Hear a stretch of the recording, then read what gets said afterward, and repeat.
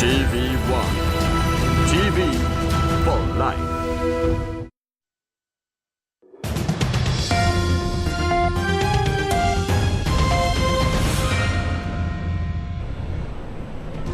Hello there, very good afternoon and welcome to Lunchtime News on TV1 for the news first where the people come first. I'm Martin Satyanesan. Let's start off with a look at your headlines for this afternoon. President appoints 3 new provincial governors. Govinda Kumaratunga wants the president to explain why he removed provincial governors. තෝරාගත්තුන් දිනකට ප්‍රසාදයක් නැහැ කියලා ඉවත් වෙන්න කියනවනම් ජනතුමාට යුතුයකමක් තියෙනවා රටට කියන්න. ඇයි තමාට ප්‍රසාදයක් නැති කියන කාර්යය. 60% of mosquito breeding grounds found at schools. Clean-up operations for 3 hours every Friday. Public Utilities Commission not pleased with CEB tariff reduction. On to those stories in detail. President Ranil Wickremesinghe on Wednesday appointed 3 new provincial governors. PSM Charles was sworn in as the new governor of the Northern Province. Senthil Tondaman was sworn in as the new governor of the Eastern Province. Lakshman Yapa Bibartana was sworn in as the new governor of the North-Western Province.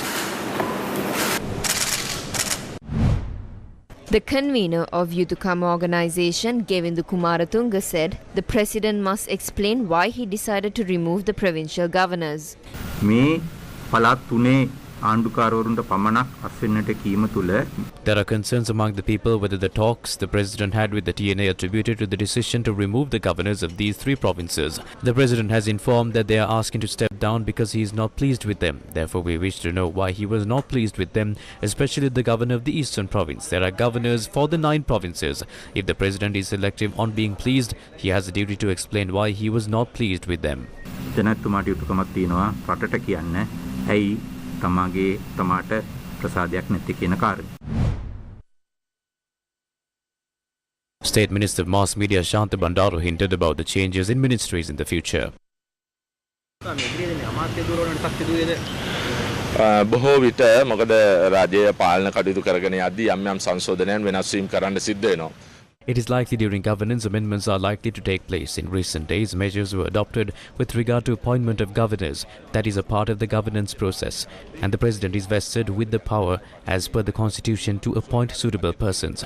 The president is responsible to make suitable amendments. ඒ නිසා ජනාධිපතිතුමා රාජ්‍ය නායකයෙක් හැටියට එතුමාගේ වගකීමක් තියෙනවා යම් සංශෝධන අවස්ථානුකූලව කරන්න. SJB MP Rajit Senaratne was questioned about possible crossovers.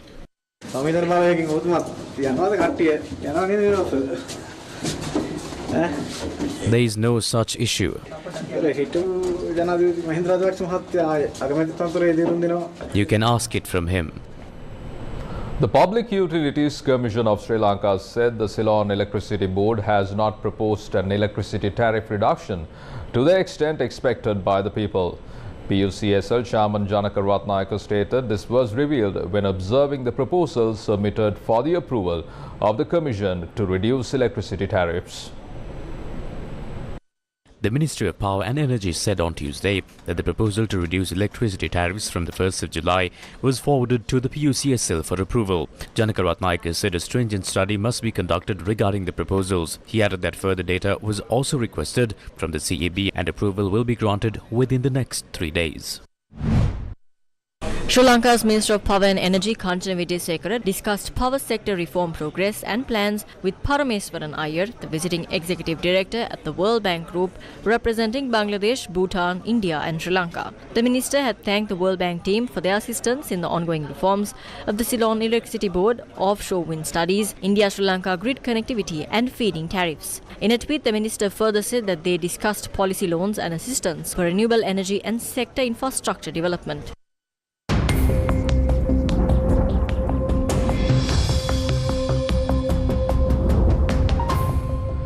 The Department of Irrigation said that several areas along the Gin and Nilwala rivers remain at minor flood level. However, water levels are receding.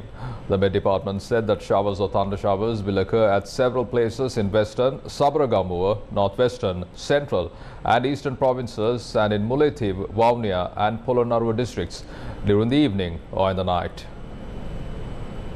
Sri Lanka's Met Department said that a few showers may occur in western coastal areas and in Galle and Mathura districts. The Met Department requests the general public to kindly take adequate precautions to minimize damages caused by temporary localized strong winds and lightning during thunder showers. The Disaster Management Centre said that 14,986 people across 10 districts were affected by torrential rainfall, floods and related incidents. One person remains missing due to floods and 7 people were reported injured due to various weather-related incidents. Floodwaters in Akurasa Mathura continue to recede following days of heavy rainfall. Debris that flowed with the floodwaters had reached several houses as well. News First correspondents said that locals have teamed up to clear the debris from roads as floodwaters recede. The Ganegama town along the Baddegama-Dodamgoda road continued to remain inundated after water levels of the Gin River increased. Vehicular movement along the Baddegama-Dodamgoda road was impacted due to this situation. Sri Lankan authorities have decided to announce a clean-up period from 9 a.m. to 11 a.m. every Friday as a measure to combat the spread of dengue. Clean-up operations will take place at schools, government and private premises and homes. The National Dengue Control Unit said mosquito breeding grounds were found at 60% of schools in Sri Lanka.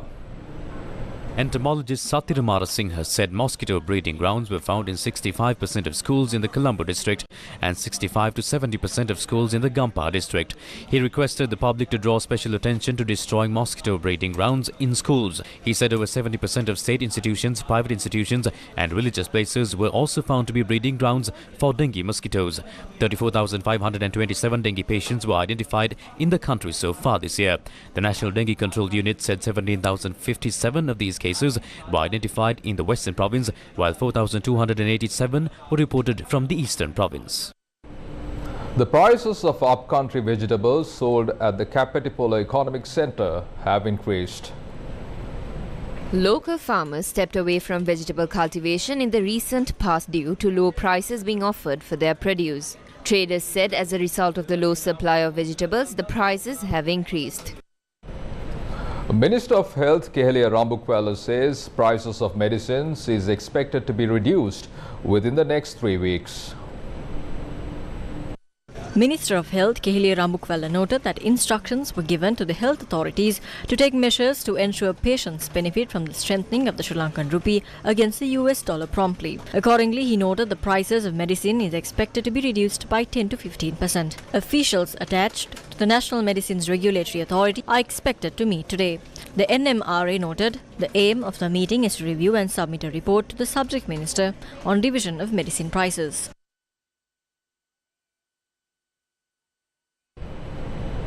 Meanwhile, Jatika Jana Balavegia parliamentarian Dr. Harini Amarasuriya visited the Human Rights Commission of Sri Lanka today.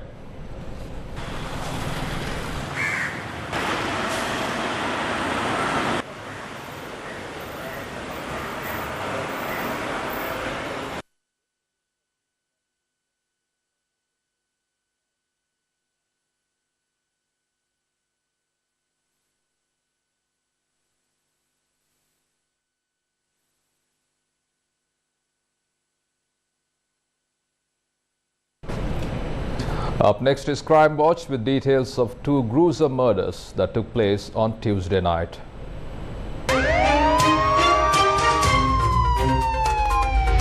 Crime Watch.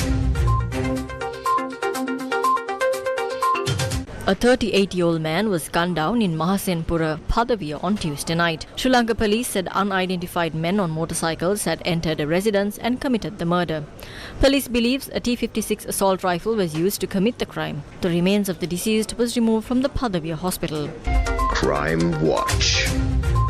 A 66-year-old man who attempted to solve a dispute between a husband and wife was stabbed to death in Beliatta on Tuesday night. The deceased was identified as a father of 3 from the same neighborhood. The suspect responsible for the killing was arrested by Sri Lanka police. The body of the deceased was moved to the Badigama hospital in Divella, and the Tangol magistrate is expected to conduct the magistrate's inquiry.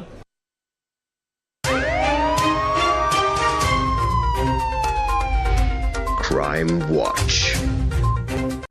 The remains of the late Supreme Mahanikaya of Sri Lanka, Amarapura Mahanikaya, Agamaha Pandita, the most venerable Dodampahala Chandrasiri Mahanayaka Theru, were placed at the Rajagiriya Gautama Tapowanaya. The remains of the late Supreme Mahanayaka of the Sri Lanka Amarapura Mahanikaya were moved to the Rajagiriya Gautama Tapowanaya in a motorcade. The final rites of the late Supreme Mahanayaka of Sri Lanka Amarapura Mahanikaya Agamaha Pandita, the most venerable Dodampahala Chandrasiri Mahanayaka Thera, will take place with full state honours and sponsorship at the Independence Square in Colombo on the 21st of May. The Supreme Mahanayaka of Sri Lanka Amarapura Mahanikaya was hospitalised for an illness and passed away at the age of 84 while receiving treatment at a private hospital in Colombo.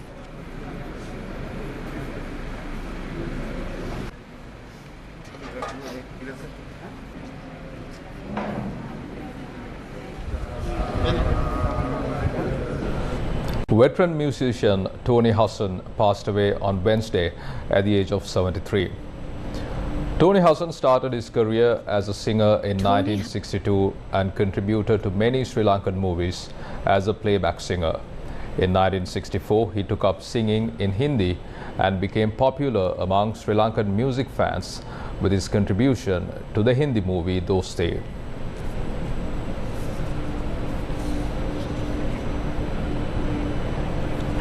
In more local news, the former chairman of the Marine Environment Protection Authority, Darshini Ilhandapura, spoke to the media regarding the Express Pearl maritime disaster. Express Pearl සිද්ධිය අපි දන්නවා 2021 මැයි මාසේ 20 වෙනිදා ලංකාවේ සිද්ධ වෙනකොට We understand that when the Express Pearl incident occurred on the 20th of May 2021, the Maritime Environment Protection Authority was a small authority with 229 members, and despite having a lack of low management employees, we still did a great service for the preliminary inspections of oil to everything.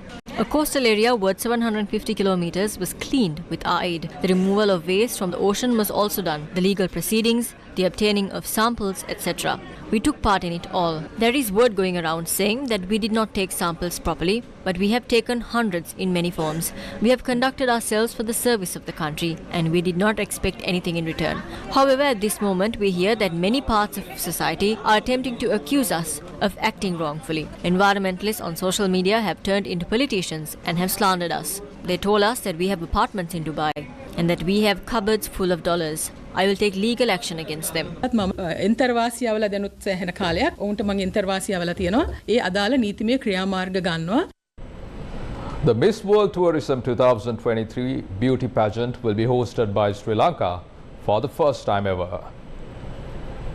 A media briefing was held in Colombo on Tuesday on the Miss World Tourism 2023 beauty pageant finale that is to take place on the 20th of July. The official logo and website of Miss World Tourism was launched at the event. The event was organized by the Sri Lanka Tourism Board. This beauty pageant will give Sri Lanka immense opportunity as the tourism arrival in the country for the year 2023 is showing an increase. The aim of this beauty pageant is to promote Sri Lanka and to open new doors to Sri Lanka tourism and fashion. The pageant will see 40 participants. The Sri Lanka Tourism Development Authority had said that tourist arrival to Sri Lanka will hit the 500,000 mark at the end of May. Up to the 14th of May 2023, a total of 441,277 tourists arrived in Sri Lanka, with India dominating the market with 9,323 arrivals, showing a 26% increase against 2022 May. Visitors from the Russian Federation stood at 3,686, a 10% increase, and the United Kingdom was third with 2,523 tourism arrivals in May. Total arrivals for 2022 were 719,978, and Sri Lanka now targets an excess of 2.5 million tourists for 2023. Sri Lanka's High Commissioner to India, Milinda Morogoda, had an interactive session with the New Delhi-based trade commissioners and commercial diplomats concurrently accredited to Sri Lanka on Tuesday at the High Commission premises. The interactive session was attended by trade commissioners, commercial diplomats from Austria, Belgium, Denmark, Chile, Finland, Hungary, Mexico, Norway, Poland, Spain and Sweden. The purpose of the meeting was to discuss ways to enhance trade and economic relations between Sri Lanka and these countries. During the meeting, High Commissioner Moragada provided the participants with an update on the extended fund facility arrangement with the International Monetary Fund, as well as the Indian rupee trade and the planned economic integration with India. The discussion covered a broad spectrum of topics related to trade and commerce, with a particular focus on promoting economic recovery in Sri Lanka, including through trilateral cooperation with the involvement of India. The High Commissioner's presentation provided insights into the current economic landscape and the steps being taken to improve the country's financial outlook. The participants were able to gain a deeper understanding of the challenges faced by Sri Lanka and the strategies being employed to overcome them. High Commissioner Moragada emphasized the importance of building strong partnerships and collaborations to promote economic growth and development. He also highlighted the potential for increased trade, investment and tourism between Sri Lanka and the participating countries. Indian naval ship Batimal arrived at the port of Trincomalee on a formal visit. The Indian naval ship Batimal arrived at the port of Trincomalee on a formal visit on Tuesday. The visiting ship was welcomed by the Sri Lanka Navy in compliance with naval traditions. INS Batimal is a 46-meter-long ship which is manned by a crew of 101. She is commanded by Lieutenant Commander MAN Singh M. Mani. The commanding officer of the ship called on Commander Eastern Naval Area and Commandant Volunteer Naval Force Rear Admiral Dhammika Kumar at the Eastern Naval Command headquarters today. Meanwhile, the ship's crew was engaged in a visit board search and seas training exercise at the Special Boat Squadron headquarters in Trincomalee. During the ship's stay, the crew will take part in several programs organized by the Sri Lanka Navy with a view to promoting cooperation and goodwill between two navies. They are also expected to go on a sightseeing excursion in Trincomalee. Concluding her official visit, Batimal will depart the island on the 17th of May, and she is expected to engage in a passage exercise with a ship of the Sri Lanka Navy off Trincomalee. The LOLC Divi Savya program that aims to support the education of Sri Lankan children took place centering the Trincomalee district today. The LOLC Divisavya program delivers school books and stationery to the most impoverished students in the country. This worthy initiative is a collaboration between the LOLC group and the Ministry of Education. The program took place at the Kantale, Muttur and Kinya education zones. School books and stationery were delivered to students from the Jayapura Primary School in Kantale, Vadukachi Mixed Muslim School, Vigneshwara Vidyalaya and Kamini Vidyalaya.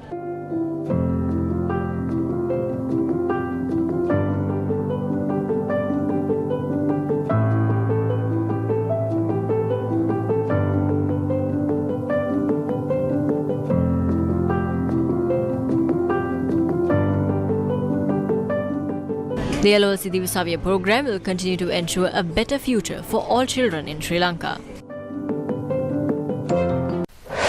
News first with the people.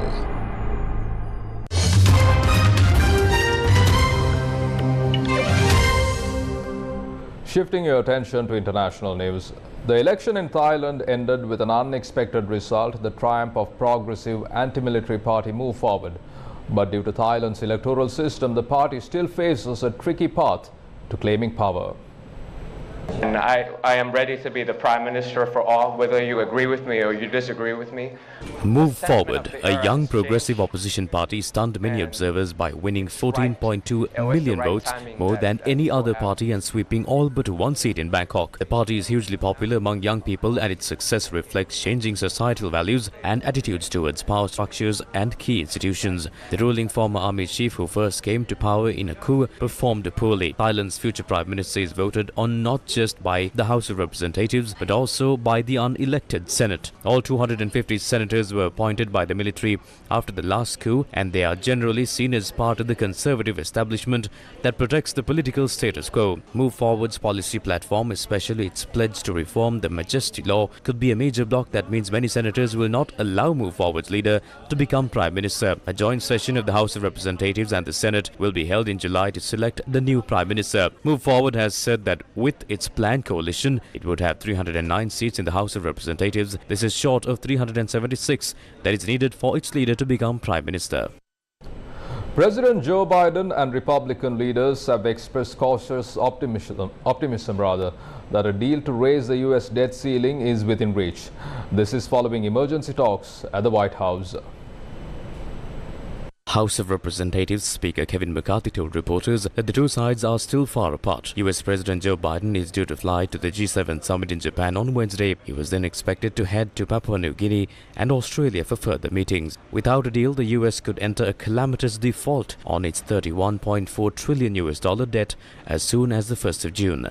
A failure by the US government to meet its debt obligations could trigger global financial chaos. The US debt ceiling has been raised, extended or revised 78 times since 1960.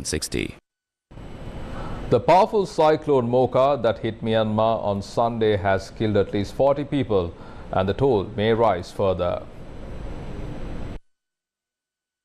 Cyclone Muca was one of the strongest storms to make landfall in the region this century, packing winds of about 209 kilometers per hour. Most confirmed deaths are in the Rakhine state in central Myanmar, others in Sagaing and Magwe regions. The military have announced 21 deaths nationwide. Unconfirmed reports put the death toll much higher, especially in camps where the internally displaced Rohingya minority live. Hundreds of homes and shelters have collapsed. Communication has been difficult in the country and people are still missing. Therefore, the death toll estimates may vary. From that, we bring to a close this edition of Lunchtime News on TV1. Thank you for watching.